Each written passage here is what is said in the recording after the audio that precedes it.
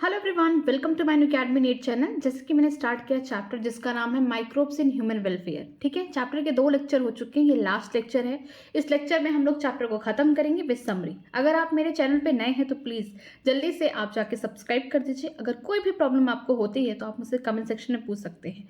तो चलिए स्टार्ट करते हैं इस चैप्टर को जहाँ से हमने छोड़ा था। आज हमें पढ़ना है कि microbes in the production of biogases. ठीक है, इसको पढ़ेंगे।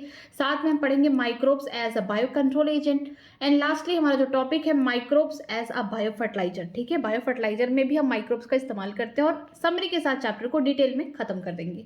तो चलिए स्टार्ट करते हैं टॉपिक हमारा microbes in the production of biogases. जैसा कि हम पहले ही पढ़ चुके हैं कि जो बायोगैसेस है ये क्या है, मिक्सचर ऑफ गैसेस है, कोई एक सिंगल गैस नहीं है। यहाँ पे मिक्सचर ऑफ गैसेस है, मीथेन हो गया, कार्बन डाइऑक्साइड हो गया, हाइड्रोजन सल्फाइड हो गया, ये सब क्या है, मिक्सचर ऑफ गैसेस है। ठीक है, तो अब उसके बारे में पढ़ते हैं कि किस तरीके से माइक्रोब्स क्या कर रहे हैं, बायोगैस का प्रोडक्शन कर रहे हैं। Biogas is a mixture of gases containing the predominantly methane. बोला गया है कि जो बायोगैस है ये एक गैस नहीं है, मिक्सचर ऑफ गैसेस है। सबसे ज्यादा इसमें जो मात्रा किसकी है, मीथेन की है। Produce by microbial activity and which में बी यूज्ड एज फ्यूल। ठीक है, ये कैसे बनते हैं, जो बायोगैस है, जो मिक्सचर ऑफ गैसेस है, ये बनते किसकी एक्टिविटी से, माइक्रोब्स की एक्टिविटी से हैं और इनका इस्तेमाल एज अ फ्यूल किया जाता है। You have learned that the microbes produce different type of gaseous and end product during the growth and metabolism। जैसा कि आपने पहले ही पढ़ रखा है कि माइक्रोब्स के इस्तेमाल से हम क्या कर रहे हैं, गैसेस का प्रोडक्शन देख रहे हैं और इनका ग्रोथ और मेटाबॉलिज्म हो रहा है। अगर हम बात करते हैं, कुछ स्टार्टिंग में ही हमने पढ़ा था कि जब हाउस होल्ड प्रोडक्ट बन रहे थे उस टाइम पे भी CO2 निकल रहे थे। कुछ फैक्ट्री जैसे स्विच चीज में देखा था CO2 भर भर के निकल रहे थे। क्यों? क्योंकि डिफरेंट टाइप के माइक्रोब्स क्या कर रहे हैं, different different gases and product दे रहे हैं। जब ग्रोथ करते हैं, मेटाबॉलिज्म करते हैं, उस समय अपने क्या करते हैं, कुछ गैसेस को भी निकालते हैं। और हम आज बायोगैस के बारे में बात करें तो यहाँ पे मिक्सचर ऑफ गैसेस बनेंगे। किस तरीके से गैसेस निकलेंगे ड्यूरिंग द, बोल सकते हैं, metabolism, during the growth of the bacteria. ठीक है, the type of the gases produced depend upon the microbes and the organic substrate they utilize। बोला गया है कि ये बात जरूर इस बात पर डिपेंड करती है कि किस टाइप का गैस निकलेगा, किस टाइप का माइक्रोब्स है पहला, दूसरा किस टाइप का ऑर्गेनिक सबस्ट्रेट वो माइक्रोब्स यूटिलाइज कर रहा है, किस टाइप का ऑर्गेनिक मैटर को वो खा रहा है और किस टाइप का माइक्रोब्स है। तो दो बात पे हम बोल सकते हैं टाइप ऑफ गैस प्रोड्यूस होगा, दो टाइप पे हम पता कर सकते हैं कि किस टाइप का गैस बनेगा। पहला कि किस टाइप का माइक्रोब्स है, दूसरा कि जो माइक्रोब्स है वो कौन से ऑर्गेनिक सबस्ट्रेट को यूटिलाइज कर रहा, खा रहा है। ठीक है, in example cited in relation of fermentation of the dough, cheese making and production of the brewer, the main gas is the carbon dioxide। बोला गया था कि जब हम लोग डो बना रहे थे इडली डोसा के लिए, ठीक है, फर्मेंटेशन हो रहा था, जब चीज बन रही थी उस टाइम, या जब ब्रीवर्स बन रहे थे उस टाइम हम देख रहे थे कि जो मेन गैस था क्या था, कार्बन डाइऑक्साइड था। तो ये बात डिपेंड कर रही थी, जब डो बन रहा था, चीज बन रहा था, तो यहाँ पे बैक्टीरिया वगैरह क्या कर रहे थे, CO2 निकाल रहे थे। जब ब्रीवर बन रहा था वहां पे ईस्ट था, ईस्ट क्या था, फंगस था, वो CO2 को निकाल रहा था। ठीक है, however the certain bacteria which grow anaerobically on the cellulosic material produce large amount of the methane along with CO2 and hydrogen। these bacteria are collectively called the methanogens and one such bacterium is the methanobacterium. बोला गया है कुछ bacteria ऐसी होती है जो क्या करती है, एनारोबिकली, बिना ऑक्सीजन के प्रेजेंस में कहाँ ग्रो कर रही है, सेलुलोसिक मटेरियल में, सेलुलोज वाले मटेरियल पे ग्रो कर रही है और वहाँ पे लार्ज अमाउंट में मीथेन के साथ CO2 हाइड्रोजन गैस भी निकाल रही हैं और इनको एक साथ मिला के क्या बोलते हैं, मैथनोजेन बोलते हैं। ठीक है, मैथनोजेंस के बारे में आप लोगों ने पढ़ा होगा, आर्की बैक्टीरिया के मेंबर थे मैथनोजन। ठीक है, जो क्या करते हैं, मेथेन को प्रोड्यूस करते हैं। और इनमें जो सच एक बैक्टीरिया है, जैसे यहाँ पे सच एग्जांपल दिया गया है, क्या नाम है, मैथनोबैक्टीरियम, एक ऐसी बैक्टीरिया जो क्या करे, मीथेन का प्रोटेक्शन कर रही है। ठीक है, ये यहाँ पे प्रोड्यूस कर रही है। These bacteria are commonly found in the anaerobic sludge during the sewage treatment. यही सेम बैक्टीरिया, ठीक है, यही जो मेथनोजन है या फिर बोल सकते हैं मेथनोबैक्टीरियम, ये क्या करती है, यही सेम बैक्टीरिया कहाँ पाई जा रही थी, हमारे स्लज डाइजेस्टर में, एनारोबिक स्लज डाइजेस्टर में, जहाँ पे फ्लॉक्स को खा रही थी, डाइजेशन कर रही थी और क्या निकाल रही थी, यहाँ पे निकाल रही थी बायोगैस। ठीक है, सीवेज ट्रीटमेंट प्लांट में भी यही पाई जाती हैं। This bacteria are also present in the rumen a part of the stomach of the cattle. बोला गया है कि जो र्यूमन है ये क्या है, पार्ट है किसके, स्टोमच के, कैटल में, वहां पे भी यही बैक्टीरिया पाई जाती है। क्यों? क्योंकि जो हमारा कैटल होता है वो क्या खाता है, घास खाता है। हमारे जो गाय भैंस है वो क्या खाते हैं, घास खाते हैं। घास क्या है, ग्रीन कलर का है। ठीक है, ग्रीन कलर नहीं है, ये मतलब नहीं था, मतलब ये था कि जो वो किससे बना हुआ, सेलुलोज से बना हुआ। जो सेलुलोज की वॉल होती है बहुत ही हार्ड होती है, जैसा कि हम जानते हैं जो प्लांट के सेल होते हैं सेलुलोज से बने होते हैं। तो उनको डाइजेस्ट करने के लिए इन बैक्टीरिया की जरूरत पड़ती है। ये क्या करते हैं, सेलुलोज को वॉल को तोड़ते हैं, मीन्स ये सेलुलोज का डाइजेशन कराते हैं कैटल के स्टोमच के अंदर। तो ये कहाँ प्रेजेंट होते हैं, जो कैटल है, जो हमारी गाय भैंस है, उनके जो स्टोमच का पहला पार्ट है, ठीक है, जिसको हम रीमन बोलते हैं, वहां पे प्रेजेंट होते हैं, ताकि ये सेलुलोज का क्या करा सके, डाइजेशन करा सके। A lot of the cellulosic material present in the food of the cattle is also present in the rumen। बोला गया है कि उनके खाने में ज़्यादातर तो सेलुलोज का मटेरियल होता है, जहाँ पर ये बैक्टीरिया प्रेजेंट होती है, कहाँ पे, र्यूमन ऑफ द स्टोमच। मीन्स आप देखते होंगे कि गाय भैंस ने खाना खा लिया, अपना चारा खा लिया, कुछ टाइम बाद देखते हो जुलाब करती है ऐसे ऐसे करके। क्यों? क्योंकि उनको क्या करना, अपने सेलुलोज को डाइजेशन करना। और सेलुलोज किसकी मदद से डाइजेस्ट होता है उनकी बॉडी में, हमारी मेथनोजन, ठीक है, जो एनारोबिक यहाँ पे बैक्टीरिया है, ये क्या करती है, सेलुलोज को ब्रेक करती हैं। In the human this bacteria help in the breakdown of the cellulose and play important role in the nutrition of the cattle. ठीक है, यही बात लिखी गई है कि जो ह्यूमन है, जो हमारा कैटल का स्टोमच का पहला पार्ट है ह्यूमन, जहाँ पे उसने चारे को खाया और वहीं पे रख लिया ह्यूमन, ठीक है, स्टोमच के पहले पार्ट में, जब उसको सेलुलोज को पूरा डाइजेशन करेगा, बार बार गाय भैंस देखेंगे जुलाब करते रहते हैं, मुंह को हमेशा घुमाते रहते हैं, चबाते रहते हैं, ठीक है, उस टाइम वो क्या करते हैं, उस टाइम अपने जो सेलुलोज है वो उसको तोड़वाते हैं, किससे, जो एनारोबिक यहाँ बैक्टीरिया है, जो मेथनोजन है, उनसे। ठीक है, ये बोल सकते हैं कि न्यूट्रिशन में भी हेल्प कर रहे हैं कैटल के। Do you think we human being are able to digest the cellulose present in our food? क्या आप ये सोचते हैं कि हम इंसान सेलुलोज से बना हुआ जो खाना होगा उसे डाइजेस्ट कर पाएंगे? नहीं कर पाएंगे। क्यों? क्योंकि हमारे पास कोई भी सेलुलोज डाइजेस्ट करने वाले एंजाइम नहीं प्रेजेंट है। ठीक है, thus the excreta the dung of the cattle commonly called the gobar is rich in these bacteria. इसीलिए हम कहते हैं कि जो गाय है या भैंस है, उसका जो स्क्रीटा होगा, जो डंक होगा, उसे गोबर कहते हैं। उस गोबर के अंदर यही बैक्टीरिया प्रेजेंट होती हैं। क्यों? क्योंकि जो कैटल के रूमर वाला पार्ट है स्टोमच का, वहाँ पे ही बैक्टीरिया प्रेजेंट होती है। डाइजेशन करती है किसका? सेलुलोज का डाइजेशन करेंगे। जब ये डंक करके बाहर निकालेंगे, स्क्रीटा निकालेंगे, उसमें भी ये बैक्टीरिया पाई जाएगी। डंक can be use for generation of biogas commonly called गोबर गैस। ठीक है, जो डंक है, जो इनके गोबर हैं गाय भैंस के, इसका इस्तेमाल किया जाता है बायोगैस बनाने में। साथ में हम इसको क्या बोलते हैं, कॉमनली गोबर गैस। ठीक है, अब देखते हैं कि बायोगैस प्लांट कैसे लगता है, किस तरीके से गाय के गोबर से या गाय भैंस के गोबर से किस तरीके से हम क्या कर सकते हैं, बायोगैस की प्रोडक्शन कर सकते हैं, उसका इस्तेमाल कर सकते हैं as a source of energy. ठीक है, the biogas plant consist of a concrete trunk that is 10 to 15 feet deep, in which the bio wastes are collected and the slurry is of a dung is feed। बोला गया है कि हम क्या करते हैं, जमीन के अंदर, ठीक है, हम जमीन के अंदर 10 से 15 फीट क्या करते हैं, गड्ढा खोदते हैं। ठीक है, इसमें हम क्या करते हैं, 10 से 15 फीट हम क्या करते हैं, गड्ढा करते हैं अंदर। और हम क्या करते हैं, जितना भी ऑर्गेनिक मैटर हमारे पास है, जैसे कि आलू का छिलका हो गया, किसी सब्जी का हम बोल सकते हैं बचा हुआ पार्ट हो गया, इवन गोबर और पानी को हम मिक्स करके क्या करते हैं, एक साइड यहाँ पे स्लरी बनाते हैं, उसका घोल बनाते हैं। ठीक है, देन क्या करते हैं, अ floating cover is placed over the slurry which keep on rising as a gas is produced in the tank due to the microbial activity। बोला गया है कि हम पहले 10 से 15 फीट क्या करते हैं, गड्ढा खोदते हैं अंदर, और वहाँ पे एक बड़ा सा टैंक लगा देते हैं, रखते हैं, और एक साइड हम क्या करते हैं, जो भी हमारे घर में बचा खुचा प्रोडक्ट है, ऑर्गेनिक मैटर है, ठीक है, सब्जी का छिलका हो गया, जो भी ऑर्गेनिक मैटर है, इवन हम क्या करते हैं, गाय भैंस का यहाँ पे डंक लेके आते हैं, पानी में मिला के उसको पूरा मिक्स करके स्लरी बनाते हैं। स्लरी बनाने के बाद हम इसको क्या करते हैं, एक बड़े से टैंक, उसको हम डाइजेस्टर बोलते हैं टैंक को, ठीक है, इसमें लेके जाते हैं। जब यहाँ पे माइक्रोब्स, जो भी यहाँ पे माइक्रोब्स है, जो भी यहाँ पे बैक्टीरिया है, जब इस ऑर्गेनिक मैटर को डाइजेस्ट करती हैं, तोड़ती हैं, उस टाइम यहाँ पे मिक्सचर ऑफ गैसेस बनते हैं। मिक्सचर ऑफ गैसेस में कौन होगा, यहाँ पे methane, hydrogen sulphide, carbon dioxide, oxygen नहीं होगा, याद रखिएगा। ठीक है, ये माइक्रोब्स क्या करते हैं, जब इस स्लरी को पूरी तरीके से डाइजेस्ट करते हैं ऑर्गेनिक मैटर को, उस टाइम क्या करते हैं, मिक्सचर ऑफ गैसेस निकालते हैं, जिसे हम बायोगैस कहते हैं।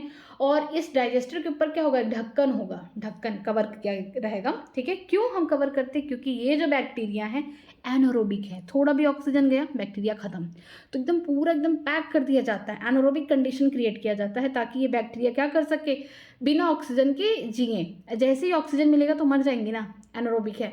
तो हम बोल सकते हैं कि पूरा एकदम कवर किया जाता है। जब यहाँ पे माइक्रोब्स अपनी एक्टिविटी करते हैं, मीन्स खाते पीते हैं, अपना रिप्रोडक्शन करते हैं, उस टाइम क्या करते हैं, पूरी तरीके से डाइजेशन करते हैं ऑर्गेनिक मैटर का, तब यहाँ पे मिक्सचर ऑफ गैसेस निकलते हैं, methane, carbon dioxide, hydrogen sulphide. और ये गैसेस की वजह से क्या होगा, ऊपर क्या होगा, जो कवर होगा, फ्लोटिंग कवर, वो क्या होगा, हिलेगा। अगर आपने कभी चावल या दूध रखा होगा और ऊपर से आपने ढक्कन रखा, तो दूध जब बॉईल करके निकलने वाला रहेगा तो ढक्कन भी इधर उधर क्या करेगा, फ्लोट करने लगेगा। तो इसीलिए यहाँ पे भी फ्लोटिंग कवर होगा कि जब माइक्रोब्स की एक्टिविटी से बायोगैस निकलेंगे तो ये फ्लोटिंग कवर भी क्या करेगा, अपनी जगह से हिले डुलेगा। ठीक है।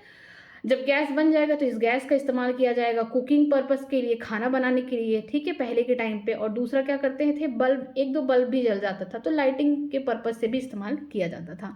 दूसरी साइड हम ये देखते हैं कि जो बचा खुचा माल होगा उसे एज अ मैन्योर या फिर एज अ फर्टिलाइजर हम इस्तेमाल करते थे अपने खेतों में। ठीक है, खाद के रूप में। बस इसका इस्तेमाल ऐसे ही होता था। The biogas plant has an outlet which is connected to the pipe to supply the biogas nearby houses. बोला गया है कि जो बायोगैस यहाँ पे डाइजेस्टर हैं, जब यहाँ पे माइक्रोब्स अपनी एक्टिविटी कर लेंगे, यहाँ पे बायोगैस निकलेंगे, तो यहाँ पे एक पतली सी पाइप होगी, देखिए, जहाँ पे गैस निकलेगा और अपने नियर बाई घरों में दिया जाएगा। ठीक है। The spent slurry is remove through the another outlet and may be used as fertiliser. ठीक है, और बचा हुआ जो स्लरी होगा उसको हम एज ए स्लज रखेंगे, उसको हम एज ए फर्टिलाइजर खेतों के लिए इस्तेमाल कर सकते हैं। ऑर्गेनिक फर्टिलाइजर है ये। ठीक है, आगे देखते हैं। Cattle dung is available in large quantity in the rural area where cattle are use for a variety of purposes. बोला गया कि जो कैटल के डंग है, गोबर है, कहाँ मिलेगा आपको, रूरल एरिया में मिलेगा, गाँव में मिलेगा, क्योंकि वहाँ पे कैटल का इस्तेमाल होता है। ठीक है। So the biogas plant are more often built in the rural area. जहाँ पर गोबर मिलेगा वहीं पे तो बायोगैस प्लांट बनेगा, मीन्स रूरल एरिया में ही बनेगा। तो बोला गया है कि द बायोगैस, ये इंपॉर्टेंट लाइन है, the biogas thus produce is use for cooking and lightning. जो बायोगैस का इस्तेमाल पहले किया जा रहा था, क्यों किया जा रहा था, कुकिंग करने के लिए। ठीक है, अब तो एलपीजी हो गया है, और लाइटनिंग करने के लिए अब तो इन्वर्टर हो गया है। पहले क्या होता था कि इन्हीं से ही खाना बनता था, इन्हीं के लाइट से ही लोग रहते थे। The picture of biogas plant is shown in figure 8.8. The technology of biogas production was developed in India mainly due to the effort to Indian Agriculture Research Institute IARI and the Khadi and Village Industries Commission KVIC. Biogas India में किसने develop किया था, तो याद रखिएगा Indian agriculture research institute है पहला। दूसरा कौन किया था यहाँ पे, KVIC means khadi village and industries commission. If your school is situated in the village or near the village, it would be very interesting to inquire if there are any biogas plant nearby. बोला गया है कि अगर आपका school किसी rural area में है या फिर आसपास गांव के हैं, तो अगर आप जाके वहाँ पे देख सकते हैं कहीं पे भी बायोगैस प्लांट अगर लगा है, तो आपके लिए थोड़ा सा अच्छा इंटरेस्टिंग होगा इंक्वायरी करने के लिए, पता करने के लिए कि किस तरीके से काम करता है ये। Visit the biogas plant and learn more about it from the people who are actually managing it. ठीक है, आप अगर कहीं बायोगैस प्लांट देखते हैं तो वहाँ पे जाइए, लोगों से मिलिए कि जो इनको सच में मैनेज करते हैं। देखिए, कुछ होता नहीं है यहाँ पे, बड़ा सा यहाँ पे टैंक होगा जिसको हम डाइजेस्टर बोलेंगे। 10 से 15 फीट जमीन के अंदर क्या करते हैं, गड्ढा खोदते हैं, और एक तरफ हम क्या करते हैं, डंक और वाटर का यहाँ पे हम घोल बनाते हैं। ठीक है, डंक वाटर हो गया और भी ऑर्गेनिक मैटर हो गया, उनको मिला के यहाँ पे घोल बनाते हैं और कहाँ लेके जाते हैं, डाइजेस्टर में डाल देते हैं, जहाँ पर एनएरोबिकली बैक्टीरिया जैसे कि मेथनोजन वगैरह यहाँ पे ग्रो करती है, और ये इस डंक को क्या करती हैं, डाइजेस्ट वगैरह करती हैं। ठीक, और इन्हीं माइक्रोब्स के द्वारा ही क्या होगा, यहाँ पे बायोगैस का प्रोडक्शन होगा। जब भी ये बैक्टीरिया अपने आप को ग्रो करेंगी, मेटाबॉलिज्म करेंगी, तो उस टाइम यहाँ पे क्या होगा, मिक्सचर ऑफ गैसेस निकलेंगे, जैसे मीथेन हो गया, CO2 हो गया, हाइड्रोजन सल्फाइड वगैरह निकलेंगे। ठीक है, और ये जो गैसेस का इस्तेमाल कुकिंग, लाइटनिंग में भी किया जाता है। दूसरी तरफ क्या होगा, स्लज निकलेगा, ऐसे इसको हम फर्टिलाइजर इस्तेमाल कर सकते हैं। आगे देखते हैं, microbes as bio control agent. अगर हम बात करते हैं बायो कंट्रोल एजेंट की, मतलब कि हम देखते हैं अगर फसल लगाएंगे तो कुछ ऐसे भी पेस्ट होंगे जो हमारे फसल को खा जाएंगे, नुकसान पहुंचाते हैं, तो हम क्या करते हैं, बाहर से केमिकल लेके आते हैं, छिड़क देते हैं। इससे क्या होगा कि जो पेस्ट है वो तो मरेगा ही, लेकिन साथ में कोई और भी वहाँ पे इंसेक्ट अगर प्रेजेंट है वो भी मर जाएगा। ठीक है, चलो, पहला प्रॉब्लम हुआ। दूसरा प्रॉब्लम ये हुआ कि जिस हम पेस्ट को मार रहे हैं उसको भी तो कोई प्रेडेटर, उसका भी तो होगा, कोई उसको भी तो खाता होगा। अगर वो इसका पेस्ट ही नहीं रहा, मीन्स उसका प्रे ही नहीं रहा, हमारा सॉरी वो हमारा पेस्ट रहेगा, हमारे फसल को खराब कर रहा है, वो नुकसान पहुंचा रहा है, लेकिन वो किसी ना किसी का तो भोजन होगा ना, वो खुद ऑर्गेनिज्म। तो अगर हम उस पेस्ट को, अपने पेस्ट को मार दे या उस स्प्रे को मार दे, तो इसका मतलब कहीं ना कहीं प्रेडेटर भी भूखे मर सकता है। तो इसी सब को सही करने के लिए हम लोग क्या करते हैं, माइक्रोब्स को as a bio control agent use करते हैं। मतलब कि जो भी पेस्ट हमारे क्रॉप पे लग रहे हैं तो हम उसको केमिकल्स के थ्रू नहीं मारेंगे, हम यहाँ पे माइक्रोब्स की मदद से मारेंगे, ठीक है, जिससे हमारा इन्वायरमेंट भी क्या रहेगा, पोल्यूशन फ्री रहेगा। दूसरा, जो भी यहाँ पे पेस्ट है, जो भी किसी का प्रे होगा, ठीक है, उसका प्रेडेटर, ये पूरा एक बोल सकते फूड जो वेब है ये भी क्या होगा, मेंटेन बना रहेगा। तो चलिए हम लोग पढ़ते हैं इसको। Biocontrol refers to the use of biological method for controlling the plant disease and pest। बोला गया है कि जो बायो कंट्रोल है इसका मतलब ये होता है कि बायोलॉजिकली मेथड से हम लोग, बायोलॉजी की मेथड से हम क्या करेंगे, जो बीमारी कॉज करते हैं, पेस्ट या इंसेक्ट, उसी को हम पेस्ट कहते हैं, या फिर जो प्लांट्स में बीमारी हो रही है हम उसे क्या कर रहे हैं, बायोलॉजिकल मेथड से हम कंट्रोल कर रहे हैं। इन अवर मॉडर्न सोसाइटी, हमारे आज के सोसाइटी में this problem have been tackle out increasing the use of chemical. हम आज के समय में क्या कर रहे हैं, खूब केमिकल इस्तेमाल कर रहे हैं ताकि हम इन सबसे छुटकारा पा सके। By using the insecticides and pesticides, insecticide से हम क्या कर रहे हैं, इंसेक्ट्स को मार रहे हैं, पेस्टिसाइड से हम क्या कर रहे हैं, जो हमारे क्रॉप्स के ऊपर पेस्ट लगे जिससे बीमारी हो रही है, हमारे क्रॉप में खत्म हो रहा है, नष्ट हो रहा है, उसको मार रहे हैं। These chemicals are toxic and extremely harmful to the human being and animal alike and have been polluting our environment, soil, groundwater, fruit, vegetable and crops plant। बोला गया है कि ये जो केमिकल है ये बहुत ही ज़्यादा हानिकारक है, बहुत ही ज़्यादा टॉक्सिक है, इवन ये बहुत ज़्यादा एक्सट्रीमली हार्मफुल है। किसके लिए, हमारे लिए, ह्यूमन बींग के लिए, इसके अलावा कुछ एनिमल्स के लिए भी हो सकते हैं, और साथ ही हमारे इन्वायरमेंट में क्या हो रहा है, पोल्यूशन बढ़ रहा है, जैसे कि सॉइल पोल्यूशन हो सकता है, ग्राउंड वाटर में पोल्यूशन जा सकता है, फ्रूट वेजिटेबल जो भी क्रॉप प्लांट है सब क्या हो जाएंगे, पोल्यूटेड हो जाएंगे। Our soil is also polluted through the use of weedicide to remove the weed. ठीक है, वीड क्या होते हैं, अनवांटेड प्लांट, लिख दीजिए अनवांटेड, यहाँ पे लिखिए ऐसे प्लांट्स जो हमारे लिए ज़रूरी ही नहीं है। ठीक है, हम क्या करते हैं, जब खेती करते हैं तो उस समय क्या होता है, कुछ अनवांटेड प्लांट्स क्या करते हैं, ग्रो कर जाते हैं, हम चाहते हैं उस प्लांट्स को हटाना। क्यों, क्योंकि हम जो भी न्यूट्रिशन दे रहे हैं एज ए फर्टिलाइजर, वो अनवांटेड प्लांट हमारा वीट भी तो ले रहा है, तो हम चाहते हैं उस वीट्स को हटा दें।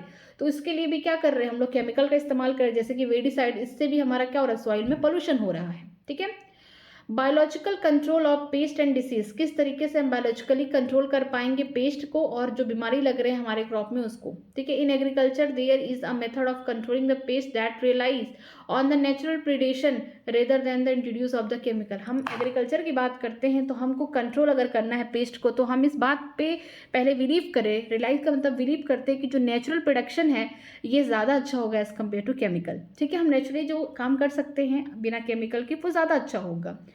अकी, यहाँ पे बोला गया है a key believe of the organic farmer is that the biodiversity further healthy. बोला गया है कि एक मुख्य यहाँ पे जो बिलीव है, ठीक है, ऑर्गेनिक फार्मर का, कि हम जो भी खेती कर रहे हैं उससे क्या हो सके, जो हमारी बायोडाइवर्सिटी है वो हेल्दी रहनी चाहिए, हम अपने बायोडाइवर्सिटी को ख़त्म ना करें। ठीक है, the more variety A landscape has the more sustainable it is. जितना ज़्यादा एरिया होगा उतने ज़्यादा प्लांट्स होंगे, उतने ज़्यादा ऑर्गेनिज्म होंगे, जितना ज़्यादा हम बोल सकते हैं लैंडस्केप होगा उतनी ज़्यादा हम बोल सकते हैं सस्टेनेबल होगा हमारे लिए। ठीक है, the organic farmer therefore work to create a system where the insects are sometimes called pests are not irrigated but instead are kept at manageable level by complex system of a check and balance within a living and the vibrant ecosystem। बोला गया है कि organic farmer क्या करते हैं, एक ऐसा system create करते हैं जहाँ पे इंसेक्ट, जिसे हम पेस्ट बोलते हैं, ऐसे इंसेक्ट जो क्या करते हैं हमारे क्रॉप में बीमारी कॉज करते हैं, हमारे फसलों में बीमारी कॉज करते हैं, उसे हम पेस्ट बोलते हैं।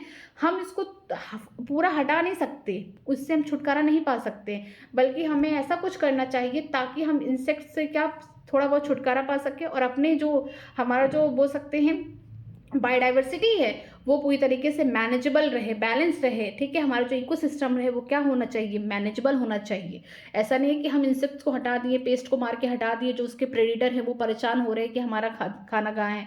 ठीक है, इससे क्या होगा, पूरा वेब साइकिल हमारा डिस्टर्बेंस हो जाएगा। ठीक है, नेक्स्ट देखते हैं, contradictory to the conventional farming practices which often uses the chemical method to kill both useful and harmful life form indiscriminately.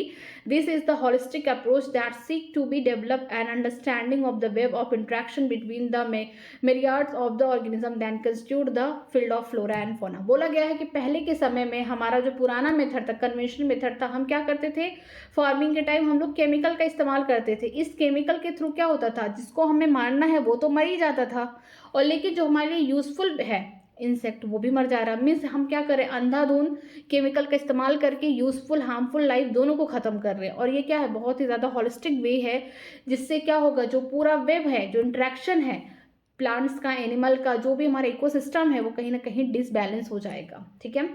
The organic farmer hold a view that the irritation of a creature that are often described as a pest is not only possible but also undesirable, for without them the beneficial predatory and parasitic insect which depend upon them as a food or the host would not able to survive। बोला गया है कि जो organic farming है, ठीक है, ये organic farmer क्या करते हैं, ये इस बात का ध्यान रखते हैं कि जो ये पेस्ट है, जो बीमारी कॉज कर रहा है उनके क्रॉप में, उसको पूरी तरीके से हमको ख़त्म करने के लिए उसे मारना ही ज़रूरी नहीं है, हमें इस तरीके से मैनेज करना है इस पेस्ट को, ताकि जो इनको खाते होंगे, जो इनके प्रेडिटर होंगे, जो इनके पैरासिटिक इंसेक्ट होंगे, वो कहीं ऐसा ना हो कि हम इन पेस्ट को ख़त्म करते जा रहे हैं तो उनके जो प्रेडिटर हैं, जो पैरासिटिक इंसेक्ट जो उनके ऊपर रहते हैं, वो बेचारे मर रहे हैं। क्यों? क्योंकि उनका प्रे नहीं मिल रहा, उनका फूड नहीं मिल रहा, उनका होस्ट नहीं मिल रहा। तो हमें इस तरीके से मैनेजेबल फार्मिंग करनी है जिससे हमारा पेस्ट से भी छुटकारा मिल सके, और इस पेस्ट को जो भी खाते हैं, जो भी इंसेक्ट खाते हैं, जो भी एज अ प्रेडिटर या एज अ पैरासिटिक, ठीक है, वो भी क्या कर सके, सर्वाइव कर सके। ठीक है। तो ये बहुत इंपॉर्टेंट बात है एनसीईआरटी की,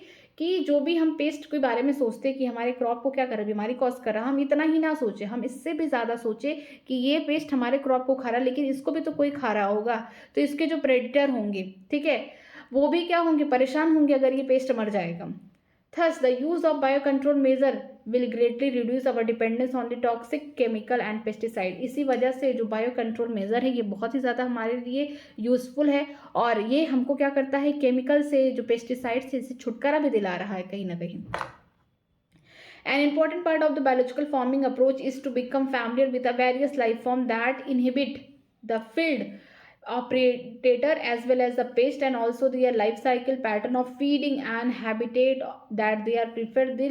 This will help develop the appropriate means of the biocontrol। अगर आपको बायोकंट्रोलिंग करनी है, अगर आप चाहते हैं कि आप अपने पेस्ट को कंट्रोल कर सके, ऐसा इंसेक्ट जो क्या कर रहा है, आपके क्रॉप में बीमारी कॉज कर रहा है, तो आप उसको मत मारिए। आप उस पर कंट्रोल कैसे पा सकते हैं, या तो उसको इस तरीके से रोकिए कि वो आपके फील्ड में ना आ सके, ठीक है, या तो आप क्या करिए, उसके प्रेडिटर को ढूंढ के लाइए, जो उस पेस्ट को खाता होगा, उस प्रेडिटर के बारे में जानिए, उसको ढूंढ के लाइए, ठीक है, या जो भी उसकी लाइफ साइकिल है उसमें थोड़ा सा चेंजेस करिए, ठीक है, जो भी उसका पैटर्न ऑफ फीडिंग है, जो भी वो खाता है उसमें चेंज करिए, या जिस हैबिटेट में रहता है उसको देखिए। तो ये हमारे लिए क्या है, अप्रोप्रिएट यहाँ पे मेथड है, ताकि हम क्या कर सके, बायो कंट्रोल कर सके। ठीक है।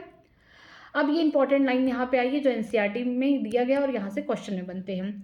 A very familiar beetle with red and black marking, that is ladybird and dragonfly, are useful to get rid of aphids and mosquito respectively। बोला गया है कि कुछ ऐसे इंसेक्ट्स हैं, छोटे छोटे बीटल्स हैं, ठीक है, इंसेक्ट्स का मतलब बीटल हो गए छोटे छोटे इस तरीके से, जिसके ऊपर ब्लैक और रेड कलर की इस तरीके से मार्किंग दी गई होगी। देखिए यहाँ पे ब्लैक और रेड कलर की यहाँ पे इस तरीके से मार्किंग दी गई होगी, ये जो बीटल हैं इस तरीके से, ठीक है। अगर ये लेडी बर्ड है, ये जो बीटल है, अगर ये लेडी बर्ड है, इसका नाम अगर लेडी बर्ड है, तो ये जो एफिड है उससे छुटकारा दिलाता है। अगर ये ड्रैगन फ्लाई है, ठीक है, अगर हम बात करते हैं ये ड्रैगन फ्लाई है, तो ये किससे छुटकारा दिलवाता है, मॉस्किटो से छुटकारा दिलवाता है। तो हम क्या करते हैं, कुछ बीटल जो छोटे छोटे कीड़े होते हैं उनसे फैमिलियर हैं, जिनके बॉडी के ऊपर ब्लैक या रेड कलर की मार्किंग देखने को मिलती है। अगर लेडी बर्ड है तो छुटकारा किससे दिलाएगा, एफिड से। हमें एफिड को मारना नहीं पड़ रहा, लेकिन हम क्या कर रहे हैं, यहाँ पे लेडी बर्ड ला रहे हैं जो क्या कर रहे हैं, इन्हें खा के खत्म कर रहे हैं, ठीक है। अगर हम ड्रैगन फ्लाई को ला रहे हैं तो उससे मॉस्किटो खत्म हो रहे हैं, हम मॉस्किटो को मार नहीं रहे बल्कि इसके प्रेडिटर को लेके आ रहे हैं, ठीक है।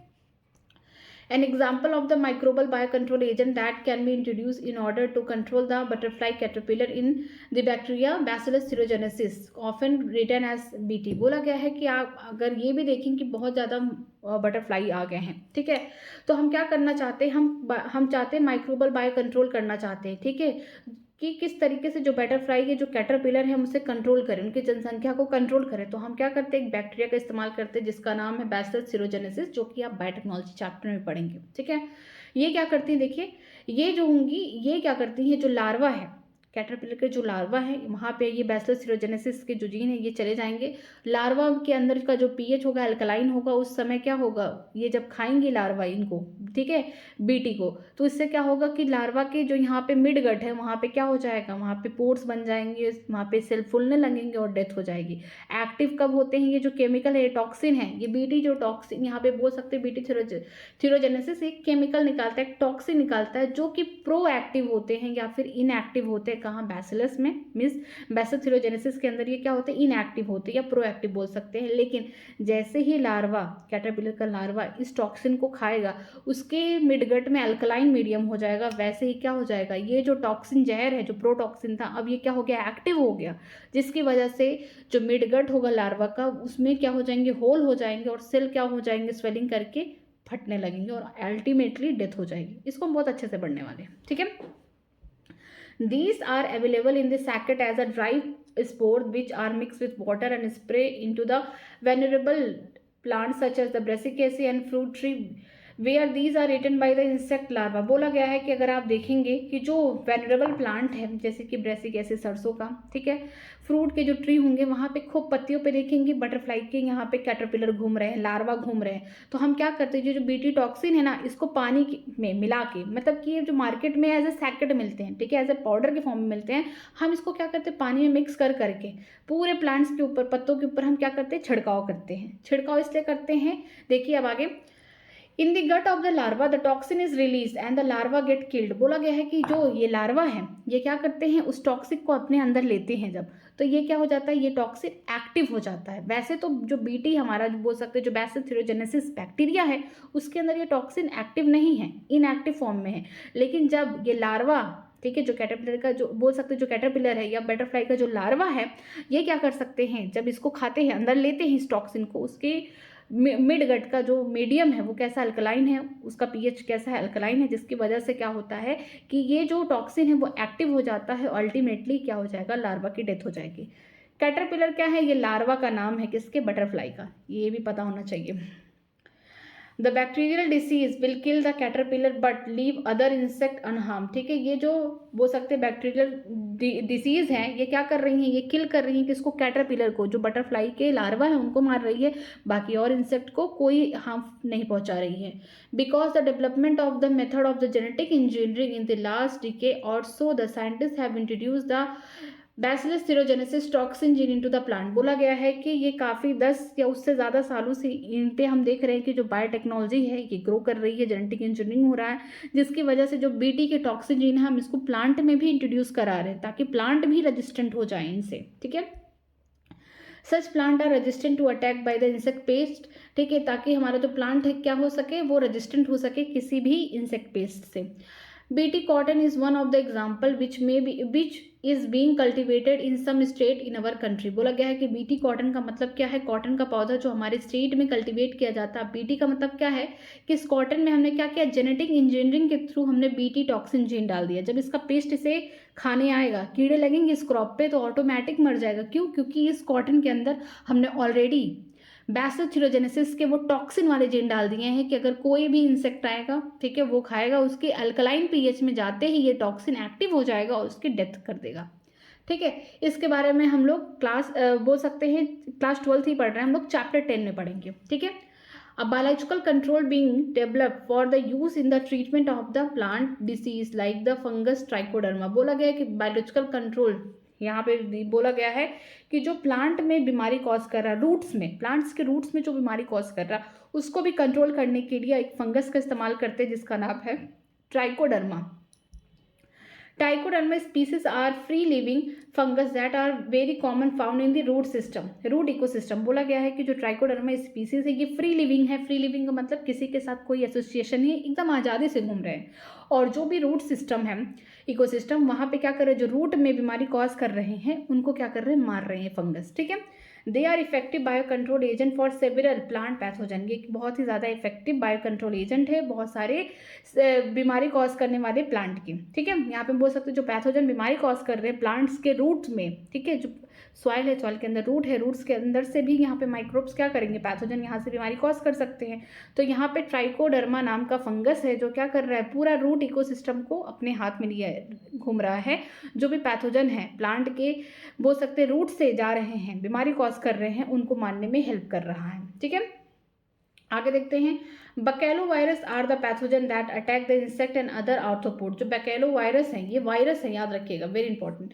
ये वायरस क्या है, ये क्या करते हैं, ये कैसे पैथोजन है जो क्या करते हैं, अटैक करते हैं इंसेक्ट को और दूसरे आर्थ्रोपोड को। The majority of the baculovirus are used as the bio control agent in the genus of nucleopolyhedrovirus. बोला गया है कि जो ज़्यादा करके बकेलो वायरस हैं इन ये क्या करते हैं, एज ए इस्तेमाल किए जाते हैं बायो कंट्रोल एजेंट के थ्रू। ठीक है, ये भी क्या कर रहे हैं, ये भी कंट्रोल कर रहे हैं यहाँ पे पैथोजेंस को। ठीक है, और इनका जो जीनस है क्या नाम है, न्यूक्लियोपॉलीहाइड्रोवायरस, इनका इस्तेमाल किया जा रहा है। This viruses are excellent candidate for the species specific narrow spectrum insecticidal application. बोला गया है कि ये जो वायरसेस होते हैं बहुत ही एक्सीलेंट होते हैं। क्यों, क्योंकि बहुत ही ज़्यादा स्पेसिफिक होती है किस स्पीसीज, किस प्लांट के स्पीसीज पे इनको काम करना है, अटैक करना है। साथ में नैरो स्पेक्ट्रम है कि जिसके लिए इनको बनाया गया है उसी को मारेंगे, दूसरे इंसेक्ट्स को ये कोई भी हार्मफुल नहीं पहुंचाएंगे। These have been shown no negative impact on the plant, mammal, birds, fish और even non-target insect। बोला गया है कि जो यहाँ पे हम बोल सकते हैं बकेलो वायरस है, इनका इस्तेमाल कैसे किया जा रहा है, बायो कंट्रोल एजेंट के फॉर्म में किया जा रहा है। कौन से जीनस से बिलोंग करते हैं ये इंपॉर्टेंट है, न्यूक्लियोपॉलीहाइड्रोवायरस है। और ये वायरस बड़े अच्छे हैं, ये क्या है, स्पीसीज स्पेसिफिक है। इस स्पीसीज के प्लांट को मारना है तो इसी स्पीसीज पे काम करेंगे। ठीक है, हम बोल सकते हैं कि ये बहुत ही ज़्यादा नैरो स्पेक्ट्रम है, इंसेक्टिसाइडल है। इस स्पीसीज के प्लांट पे जो भी इंसेक्ट्स लग रहे, जो भी पेस्ट लग रहे उसको मारना है तो बस उसी को मारेंगे। अब उस प्लांट के स्पीसीज के ऊपर कोई और भी इंसेक्ट्स हैं या कोई और भी बोल सकते हैं यहाँ पे ह्यूमन हो गया, चाहे प्लांट हो गया, बर्ड हो गया, फिश हो गया, या नॉन टारगेट इंसेक्ट्स हैं तो उन पे कोई इम्पैक्ट नहीं देखने को मिलेगा। ये बहुत ही ज़्यादा स्पेसिफिक होते हैं। स्पीसीज स्पेसिफिक का मतलब यही है कि इसी इंसेक्ट को मारना है तो मतलब इसी को मारना है, किसी दूसरे को नहीं मारेंगे ये। ठीक है, this is especially desirable when beneficial insects are being conserved to aid in all over integrated pest management IPM program और when an ecologically sensitive area is being treated। बोला गया है कि ये स्पेशली बहुत ही ज़्यादा डिज़ायरेबल हैं, बहुत बेनिफिशियल हैं और हम इससे क्या कर रहे हैं, इंसेक्ट को भी कंजर्व कर पा रहे हैं, अपनी बायोडाइवर्सिटी को भी मैनेज कर पा रहे हैं। तो इसी के लिए हम क्या बोलते हैं, इस प्रोग्राम का नाम क्या है, IPM इंटीग्रेटेड पेस्ट प्रोग्राम। कि हम जिस पेस्ट को मारना चाहते हैं हम उसी को ख़त्म करेंगे और किसी पेस्ट या बोल सकते हैं और किसी भी नॉन टारगेट इंसेक्ट को कोई खतरा नहीं है। इससे हमारा इकोलॉजिकल जो सिस्टम है वो भी क्या होगा, मेंटेन रहेगा और जो पेस्ट है उसको भी मारने वाला क्या होगा, प्रेडेटर होगा। यहाँ पे हम कोई केमिकल भी इस्तेमाल नहीं कर रहे हैं, हम लोग यहाँ पे बायो कंट्रोल एजेंट का इस्तेमाल कर रहे हैं कि जो हमारे क्रॉप के लिए जो इंसेक्ट पेस्ट की तरह काम कर रहे हैं, बीमारी कॉज करने का काम कर रहे हैं, उनको भी हम केमिकल से नहीं मार रहे हैं, उनको हम उनके प्रेडेटर के द्वारा मरवा रहे हैं। ठीक है, इससे क्या हो रहा है, हमारा इकोसिस्टम भी बैलेंस हो रहा है। आगे देखते हैं माइक्रोब्स एज बायो फर्टिलाइजर। जैसे कि हम क्या करते हैं, खेतों में फर्टिलाइजर डालते हैं, खाद डालते हैं, वैसे अगर हम माइक्रोब्स का इस्तेमाल करें एज ए बायो फर्टिलाइजर तो इससे तो हमारे सॉइल की फर्टिलिटी और भी ज़्यादा अच्छी होगी। जो भी हम अनाज उगाएंगे वो भी कैसा होगा, ऑर्गेनिक होगा। तो देखिए, with our present day lifestyle environmental pollution is a major cause of concern. हमारे प्रेजेंट लाइफ स्टाइल के कारण हमारा जो इन्वायरमेंट में पोल्यूशन हो रहा है ये हमारे लिए बहुत चिंता की विषय की बात है। ठीक है, the use of chemical fertiliser to meet ever increasing demand of agriculture produce has contributed significantly this pollution. बोला गया है कि जो डिमांड है खाने की वो तो बढ़ती ही जा रही है, लेकिन जो इस्तेमाल करें हम लोग एग्रीकल्चर में केमिकल, इससे क्या हो रहा है, पोल्यूशन भी बढ़ रहा है। Of course, we have now realized that there are problems associated with the overuse of the chemical fertilizer and this is large pressure to switch to the organic farming, the use of biofertilizer। बोला गया है कि हम इतना ज़्यादा chemical का इस्तेमाल कर रहे हैं जिससे क्या हो रहा है, बहुत ज़्यादा प्रॉब्लम्स हो रही है और इसी वजह से हमारे पोल्यूशन हो रहा है हमारे इन्वायरमेंट में। इसी वजह से हमको क्या करना चाहिए, हमें ऑर्गेनिक फार्मिंग की तरफ बढ़ना चाहिए जिसमें हम किसका इस्तेमाल करते हैं, बायो फर्टिलाइजर का इस्तेमाल करते हैं। कि यहाँ पे माइक्रोब्स क्या है, एज ए फर्टिलाइजर इस्तेमाल हो रहे हैं। ठीक है, अब देखते हैं बायो फर्टिलाइजर होते क्या है। Bio fertiliser are the organism that are enrich the nutrient quality of the soil, ठीक है। जो बायो फर्टिलाइजर क्या होते हैं, नाम से लग रहा बायो, फर्टिलाइजर का मतलब कि जो सॉइल की फर्टिलिटी बढ़ाएगा वो फर्टिलाइजर होगा। लेकिन बायो का शब्द का मतलब क्या है कि यहाँ पे केमिकल इस्तेमाल नहीं होंगे, यहाँ पे लिविंग कोई ऑर्गेनिज्म इस्तेमाल होगा जो कि क्या करेगा, सॉइल की फर्टिलिटी को बढ़ाएगा। तो देखिए बायो फर्टिलाइजर क्या होते हैं, ऐसे ऑर्गेनिज्म होते हैं जो न्यूट्रिएंट क्वालिटीज है सॉइल की उसको बढ़ा देते हैं, ठीक है। The main sources of bio fertiliser are the bacteria, fungi, cyanobacteria, ठीक है। यहाँ पे बोला गया कि जो मेन सोर्सेज हैं बायो फर्टिलाइजर के वो कौन होंगे, बैक्टीरिया हैं, फंजाई हैं, साइनोबैक्टीरिया हैं, मीन्स इसको ब्लू ग्रीन एल्गी भी बोल सकते हैं। You will study about the nodule in the root of the leguminous plant formed by symbiotic association of the rhizobium। जैसा कि आप पढ़ चुके होंगे कि राइजोबियम क्या है, ये बैक्टीरिया है, ठीक है। जब ये खुले बोल सकते हैं खुले आसमान के नीचे मतलब सॉइल में है, जब किसी भी प्लांट्स के साथ कोई इसका सिम्बियोटिक एसोसिएशन नहीं है तो एरोबिक है। लेकिन जब ये लेग्युमिनस प्लांट का मतलब होता है दाल वाले जो पौधे होते हैं, ठीक है, दाल वाले जो पौधे होते हैं उनके जो रूट्स होते हैं उसमें छोटे छोटे नोड्यूल पाए जाते हैं। तो यही नोड्यूल से क्या करते हैं, ये राइजोबियम जो होते हैं इनसे बाइंड कर जाते हैं इनके रूट से। और ये इनका मेन काम क्या होता है, नाइट्रोजन का फिक्सेशन कराना, किसमें, लेग्युमिनस प्लांट में, ऐसे प्लांट जो दाल वाले हैं, ठीक है। पल्सेस प्लांट्स में हमें क्या कराना है, नाइट्रोजन की फिक्सेशन कराना है, किसकी मदद से, यहाँ पे राइजोबियम। राइजोबियम का कैसे होता है, सिम्बियोटिक एसोसिएशन, मतलब ये प्लांट के साथ जुड़ जाता है। These bacteria fixes the atmospheric nitrogen into the organic form which is used by the plant as a nutrient, ठीक है। ये जो बैक्टीरिया क्या करती हैं, जो नाइट्रोजन का फिक्सेशन कराती है एटमॉस्फेयर के नाइट्रोजन का, किस फॉर्म में, ऑर्गेनिक फॉर्म, ठीक है, NH3 के फॉर्म में, ये सब में कराती हैं, और ताकि ये जो प्लांट है वो अपने न्यूट्रिएंट को ले सके।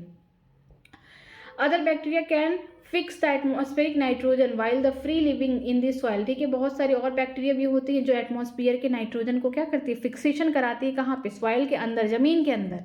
देखिए प्लांट में फिक्सेशन करा रही है, बहुत इंपॉर्टेंट है कि जो राइजोबियम है ये कहाँ कर रही है, जो लेग्युमिनस प्लांट है उनके जो रूट है, रूट में क्या है, छोटे छोटे नोड्यूल हैं, छोटे छोटे गांठें हैं, ठीक है, उनमें क्या कर रही है, ये नाइट्रोजन का फिक्सेशन करा रही है हमारी राइजोबियम बैक्टीरिया।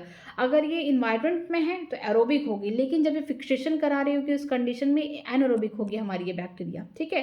तो ये नाइट्रोजन का फिक्सेशन कराइए ताकि वो प्लांट अच्छे से अपने न्यूट्रिएंट को ले सके। लेकिन कुछ ऐसी भी बैक्टीरिया हैं हमारे एटमॉस्फेयर में जो फ्री लिविंग है, किसी के साथ कोई यहाँ पे समझौता नहीं, मिलजुल के काम नहीं करना, अकेले अकेले करना है, मीन्स फ्री लिविंग है ये। और ये क्या कर रही हैं, ये नाइट्रोजन का फिक्सेशन जमीन के अंदर करा रही हैं, सॉइल में कर रही हैं। जैसे एग्जाम्पल क्या है, एजोस्पाइरलम एजोटोबैक्टर, ठीक है, thus enriching the nitrogen content of the soil.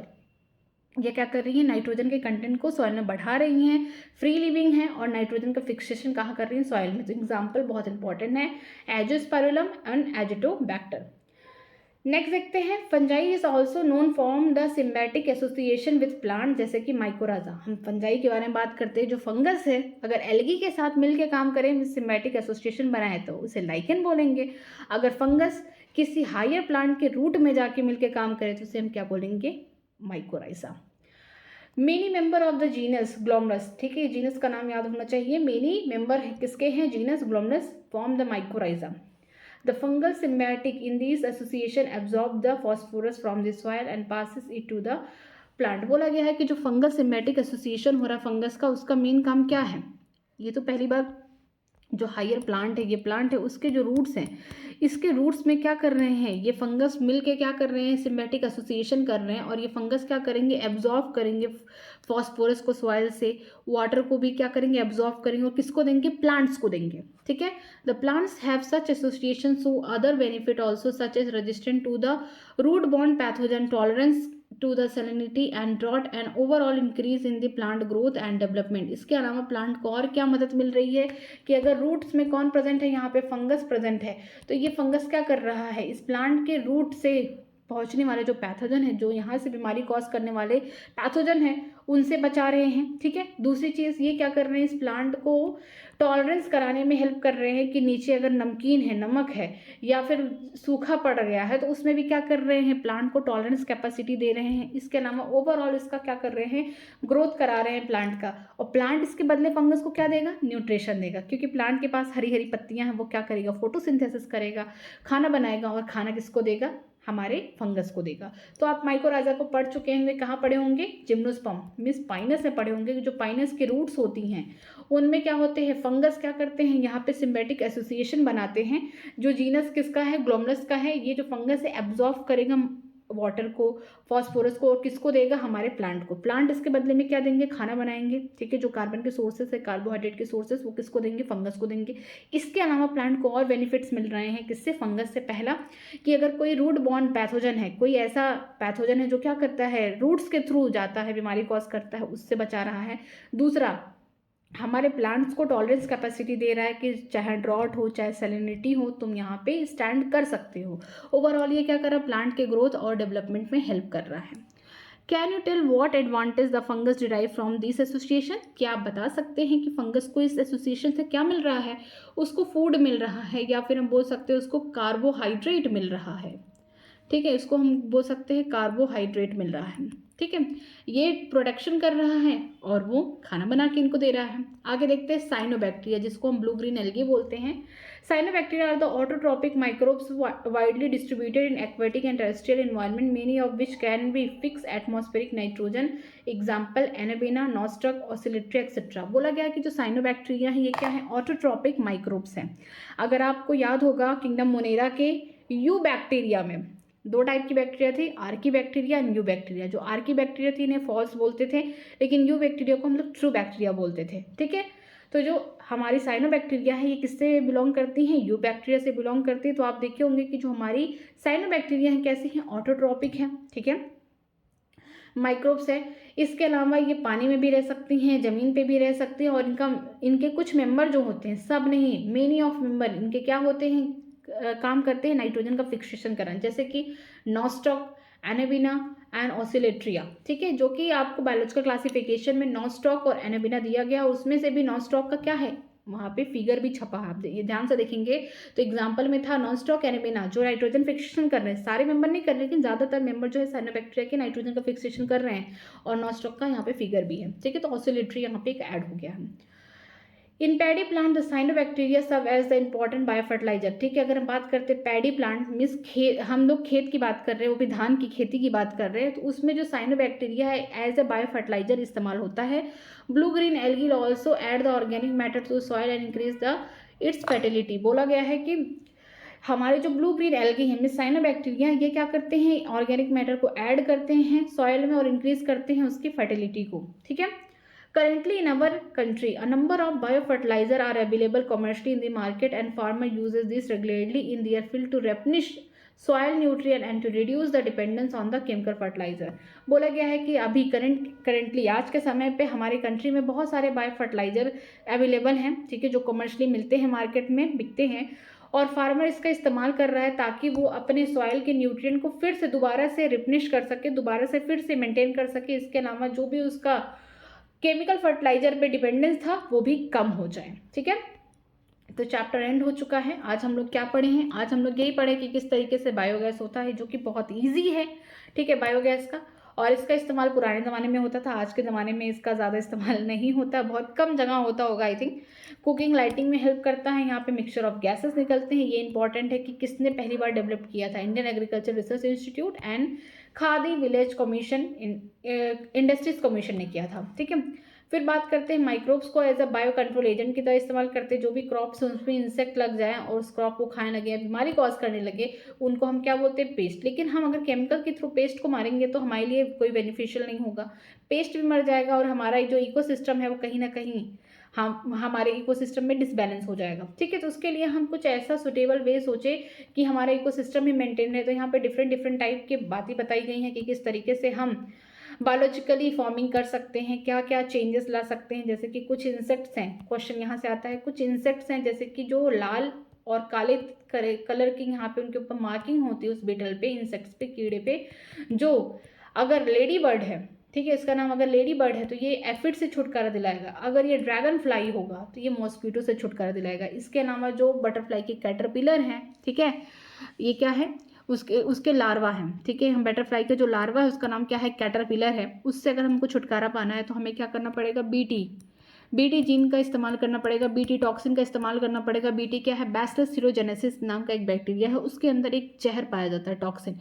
इस बैक्टीरिया को कोई हार्म नहीं है, क्यों, क्योंकि उसके बॉडी में जो टॉक्सिन है ना वो इनएक्टिव फॉर्म में प्रेजेंट है, ठीक है, प्रोएक्टिन बोल सकते हैं, उस फॉर्म में प्रेजेंट। लेकिन ये टॉक्सिन अगर कैटरपिलर के पास चला गया, मीन्स बटरफ्लाई के लार्वा के पास चला गया, तो उसके मिड गट में पीएच क्या है, अल्कलाइन है, तो ये एक्टिव हो जाता है और उसकी डेथ हो जाती है। ठीक है, इसको कैसे इस्तेमाल करते हैं, ये पैकेट्स के फॉर्म में बोल सकते हैं, पैकेट में अवेलेबल होता है सैकेट्स के फॉर्म में। इसको आपको ड्राई, ये सूखे होते हैं, ड्राई पाउडर होता है, इसको पानी मिक्स करना और पूरे अपने वेनेबल प्लांट पे डालना है, जैसे ब्रेसिक एसी हो गया, फ्रूट ट्री हो गया, वहाँ पे डालना है। इसके बाद हमने ये पढ़ा है कि किस तरीके से हम बायोलॉजिकली कंट्रोल कर सकते हैं जो हमारा रूट इकोसिस्टम है, ऐसे प्लांट जो रूट से परेशान है, मीन्स यहाँ से पैथोजन आके इनको मार रहा है, इनको परेशान कर रहा है, तो हम कैसे यहाँ से बच सकते हैं। यहाँ पे एक फंगस है जिसका नाम है ट्राइकोडर्मा। ठीक है, ये क्या करता है, प्लांट्स के रूट में जो पैथोजन है उनको मारता है। ठीक है, इसके अलावा हम देखते हैं बैकेलो वायरस, एक बैकेलो नाम का वायरस है, ये क्या करता है, ये पैथोजन है किसके लिए, कुछ इंसेक्ट को मारता है और कुछ आर्थ्रोपोड्स के लिए क्या है, ये पैथोजन है, मीन्स इनमें बीमारी कॉज करता है। ठीक है, अटैक करता है कुछ इंसेक्ट को और बीमारी कॉज करता है। लेकिन मेजॉरिटी ऑफ जो बैकेलो वायरस होते हैं उनका इस्तेमाल हम किस फॉर्म में कर पाते हैं, इसी बायोलॉजिकल कंट्रोल एजेंट के फॉर्म में, और जिसका जीनस क्या है, न्यूक्लियोपॉलीहेड्रोवायरस है। ठीक है, ये जो वायरस होते हैं बहुत ज़्यादा एक्सीलेंट होते हैं, ये स्पीसीज स्पेसिफिक होते हैं, इसी इंसेक्ट को मारना है तो उसी स्पीसीज के इंसेक्ट को मारेंगे। ठीक है, और ये नैरो स्पेक्ट्रम होते हैं, इसका कोई इम्पैक्ट आपको प्लांट, मैमल, बर्ड, फिश या किसी दूसरे इंसेक्ट पे देखने को नहीं मिलेगा। ठीक है, और ये स्पेशली क्या होते हैं, इससे हमारा जो बोल सकते हैं बायोडाइवर्सिटी है वो कंजर्व रहेगी, और इस मेथड को हम क्या बोलते हैं, IPM, integrated pest management programme होता है, जिससे हमारा इकोलॉजिकल सिस्टम क्या होगा, मेंटेन रहेगा। फिर हम माइक्रोब्स को as a bio fertiliser use करते हैं, क्योंकि हम जब केमिकल फर्टिलाइजर का इस्तेमाल करते हैं तो इससे क्या होता है, हमारे इन्वायरमेंट में पोल्यूशन बढ़ता है, तो इससे अच्छा है कि हम क्या करें, ऑर्गेनिक फार्मिंग करें। ऑर्गेनिक फार्मिंग में ही क्या होता है, बायो फर्टिलाइजर होता है। बायो फर्टिलाइजर का मतलब क्या है, फर्टिलाइजर क्यों इस्तेमाल करते हैं, ताकि हम सॉइल की न्यूट्रिएंट को मेंटेन कर सके। ठीक है, फर्टिलिटी बढ़ा सके। बायो का मतलब क्या है कि हम किसी ऑर्गेनिज्म का इस्तेमाल कर रहे हैं, किसी लाइफ का इस्तेमाल कर रहे हैं। तो यहाँ पे बायो फर्टिलाइजर क्या होता है, एक ऐसे ऑर्गेनिज्म जो क्या करते हैं, सॉइल की न्यूट्रिएंट क्वालिटी को बढ़ाते हैं। और कौन हो सकता है, बैक्टीरिया हो सकता है, फंजाई हो सकता है, साइनोबैक्टीरिया हो सकता है। ठीक है, कुछ बैक्टीरिया का यहाँ पे देखिए एग्जांपल दिया गया है। देखिए पहला कौन है, राइजोबियम है। ये जो बैक्टीरिया है, ये जो लेग्यूमिनस प्लांट होते हैं, जो दाल वाले प्लांट्स होते हैं, उनके रूट्स में जाके सिम्बायोटिक एसोसिएशन करता है और यहाँ पे क्या करता है, एटमॉस्फेयर के नाइट्रोजन के फिक्सेशन कराता है। इसके अलावा कुछ और भी यहाँ पे बैक्टीरिया जो फ्री लिविंग प्रेजेंट होते हैं सॉइल में, जो क्या करते हैं, सॉइल में नाइट्रोजन का फिक्सेशन कराते हैं, जो कि एजोस्पाइरलम हो गया, एजिटोबैक्टर हो गया। इसके अलावा अगर हम बात करते हैं फंगस का, तो अगर फंगस किसी हायर प्लांट के रूट्स के साथ होगा, हायर प्लांट के रूट के साथ होगा, उस सिम्बायोटिक एसोसिएशन को हम क्या बोलते हैं, माइकोराइजा बोलते हैं। और बहुत सारे जो मेंबर होते हैं किस जीनस के, ग्लोमरस जीनस के, वो क्या बनाते हैं, माइकोराइजा बनाते हैं। ठीक है, यहाँ पे बोला गया कि जो फंगल सिम्बायोटिक, यहाँ पे जो फंगल वाला पार्ट होगा वो क्या करेगा, किसी भी प्लांट का नहीं, मतलब पाइनस के जो रूट्स हैं उनके साथ सिम्बायोटिक एसोसिएशन बनाएगा, और उसका मेन काम क्या होगा, फॉस्फोरस को, वाटर को एब्जॉर्ब करना फ्रॉम सॉइल। इसके अलावा प्लांट को रेजिस्टेंट प्रोवाइड करना, किससे, रूट बॉन्ड पैथोजन, जो रूट बॉन्ड करने वाले डिसीज़ है, ठीक है, जो पैथोजन है उनसे क्या करते हैं, रेजिस्टेंट प्रोवाइड करते हैं।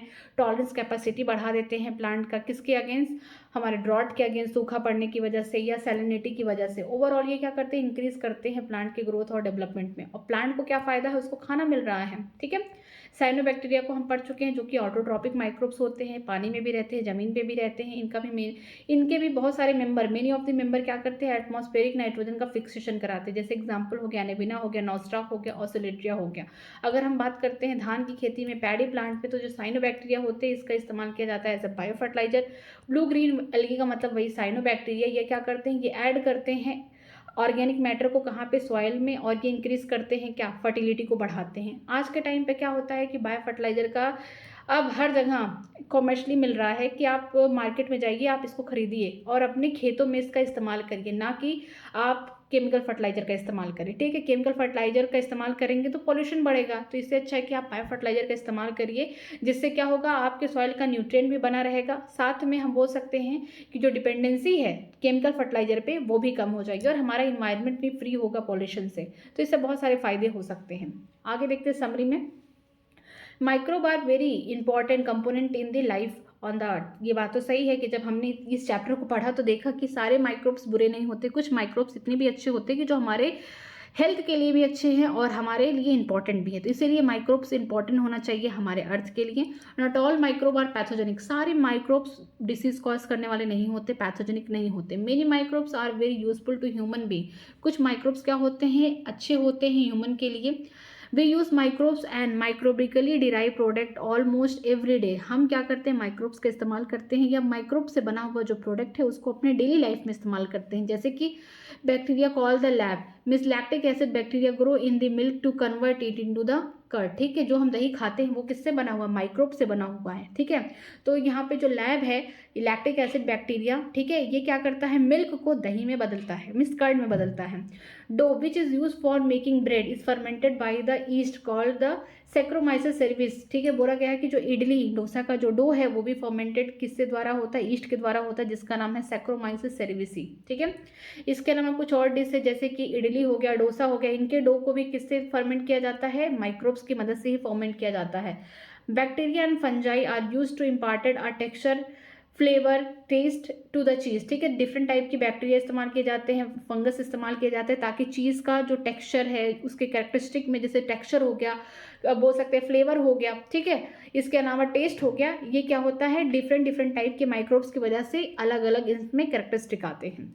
Microbe are use to produce the industrial product like lactic acid, acetic acid, alcohol which are used in a variety of processes industry. बोला गया है माइक्रोब्स का इस्तेमाल करके हम इंडस्ट्रीज में ऑर्गेनिक एसिड बना सकते हैं, जैसे लैक्टिक एसिड हो गया, एसिटिक एसिड हो गया, इवन हम ब्रीवर्स बना रहे हैं, अल्कोहल। ठीक है, ये सारी चीज़ें हम कहाँ से बना पा रहे हैं, माइक्रोब्स की मदद से इंडस्ट्रीज में।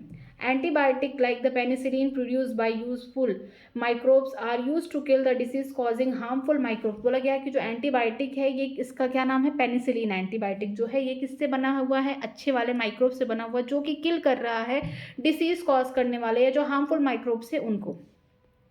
Antibiotic play a major role in controlling the infectious diseases like diphtheria, whooping cough and pneumonia. बोला गया है कि जो एंटीबायोटिक है इसने क्या किया है, बहुत सारे इन्फेक्शियस डिसीज को कंट्रोल करके रखा है। जो कि देखिए एंटीबायोटिक जो होगा वो किस पे काम करेगा, जो बीमारी होता है बैक्टीरिया के द्वारा, वायरस से अगर कोई बीमारी हो रही है तो एंटीबायोटिक उस पर काम नहीं करेगा, वो उस पर काम करेगा जो बैक्टीरिया के द्वारा बीमारी हो, जैसे डिप्थेरिया हो गया, वूपिंग कफ हो गया, ठीक है, लिप्रोसी हो गया, निमोनिया हो गया। For more than 100 years, microbes are being used to treat the sewage wastewater by the process of activated sludge formation. This help in recycling of the water in nature. बोला गया है कि 100 साल से भी ज़्यादा माइक्रोब्स का इस्तेमाल हम लोग कर रहे हैं एज अ STP के फॉर्म में, सीवेज ट्रीटमेंट प्लांट में इस्तेमाल कर रहे हैं ताकि जो वेस्टफुल वाटर है उसको क्या कर सके, माइक्रोब्स उसमें जो भी ऑर्गेनिक मैटर है उससे क्या कर सके, ऑक्सीडाइज कर सके, उस पानी को कम पॉल्यूटेड बनाएं। ठीक है, पहले से कम पॉल्यूटेड बनाएं। आगे देखते हैं methanogen produce methane biogas while degradation plant waste. बोला गया कि जो मेथनोजन होते हैं ये क्या करते हैं, मीथेन नाम के बायोगैस को निकालते हैं, इसके अलावा जो भी प्लांट के वेस्टेज होते हैं उनको भी खत्म करते हैं, डाइजेस्ट करते हैं। Biogas produce by the microbes as used as a source of energy in rural area. जो बायोगैस बनता है, बायोगैस प्लांट, वो रूरल एरिया में होता है क्योंकि गोबर वगैरह ऑर्गेनिक मैटर वहाँ पे ज़्यादा प्रेजेंट होते हैं, तो इसका इस्तेमाल करके हम क्या करते हैं, एनर्जी, सोर्स ऑफ एनर्जी बनाते हैं, जो कि इस्तेमाल रूरल एरिया में फॉर कुकिंग, लाइटनिंग के लिए किया जाता है। Microbes can also be use to kill a harmful pest the process called the bio control. बोला गया है कि माइक्रोब्स का इस्तेमाल किया जा रहा है कि जो हार्मफुल पेस्ट हैं, ठीक है, ऐसे इंसेक्ट जो बीमारी कॉज कर रहे हैं क्रॉप में, ठीक है, जो उसको खा रहे हैं, तो उनको मारने के लिए भी हमने क्या इस्तेमाल किया है, bio control agent as a microbes का इस्तेमाल किया है। The bio control major help us to avoid the heavy use of toxic pesticide for the controlling pest. बोला गया है कि जो बायो कंट्रोल है इसका इस्तेमाल करके जो हमारा पूरा डिपेंडेंसी था किस पे, पेस्टिसाइड्स के ऊपर, इंसेक्टिसाइड्स के ऊपर, जो केमिकल्स के ऊपर था, वो अब खत्म हो गया, वो कंट्रोल हो रहा है। There is need these day to push for the use of the bio fertiliser in place of chemical fertiliser. आज के समय में हम लोगों को बायो फर्टिलाइजर का इस्तेमाल करना चाहिए, ना कि केमिकल फर्टिलाइजर का। It is clear from the diverse use of the human being put microbes so to that they play a important role in the welfare of the human society. ये chapter पढ़ने के बाद आपको ये बात clear हो गई होगी कि कुछ माइक्रोब्स ऐसे भी होते हैं जो ह्यूमन के वेलफेयर के लिए बहुत ज़्यादा यूजफुल हैं। ये क्या करते हैं, हमारे लिए बीमारी कॉज नहीं कर रहे हैं। ठीक है, इस चैप्टर में हमने पढ़ा कि वो माइक्रोब्स है जो हमारे लिए बहुत ज़्यादा यूजफुल है, हम दही खा पा रहे हैं, हम इडली डोसा खा पा रहे हैं, ब्रीवेट्स बन पा रहे हैं, एंटीबायोटिक बन पा रहे हैं, और एंटीबायोटिक से बहुत सारी डेडली डिसीजेस ठीक हुए, जैसे लिप्रोसी हुआ, ठीक है, हम बोल सकते हैं यहाँ पे प्लेग हुआ। ये सब बीमारियों से लोग जो पहले के टाइम में मर जा रहे थे जब एंटीबायोटिक नहीं ढूंढा गया था, तब लोग मर जा रहे थे इन बीमारियों से, लेकिन जब एंटीबायोटिक आया दुनिया में, उससे क्या हुआ, बहुत बीमारियां ख़त्म हो चुकी हैं, मीन्स उन बीमारियों का ट्रीटमेंट है। तो हम बोल सकते हैं माइक्रोब्स कहीं ना कहीं हमारे लिए बहुत ज़्यादा यूज़फुल भी हैं। ठीक है, ये चैप्टर पूरी तरीके से खत्म हो चुका है। अगर आपको कहीं भी किसी भी लाइन में आपको डाउट है तो आप मुझसे कमेंट सेक्शन में पूछ सकते हैं, मैं उसका रिप्लाई करूंगी। अगर वीडियो आपको अच्छी लगती है तो प्लीज़ वीडियो को लाइक किया करिए, सब्सक्राइब किया करिए चैनल को, और अगर कोई भी प्रॉब्लम है तो आप मुझसे पूछ सकते हैं। बाकी पढ़ाई करते रहिए। All the very best. Thank you so much.